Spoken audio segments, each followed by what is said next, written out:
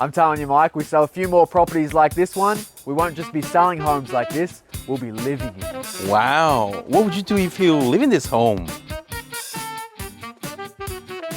Imagine, me and Maddie, fireplace is going, P.S. I love you on the TV. What is P.S. love? Oh, I mean Die Hard.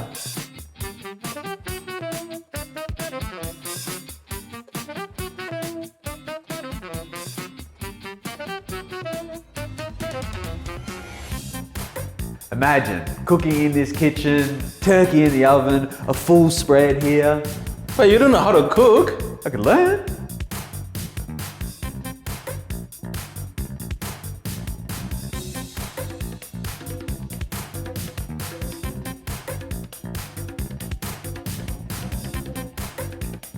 Imagine 100 of my closest friends spilling out from the living area into this al fresco. But you don't have any friends, mate. You always work. That's it, Mike. You've been nothing but negative today. I quit. No, you can't quit, mate. Otherwise, you'll never afford a home like this. You're probably right.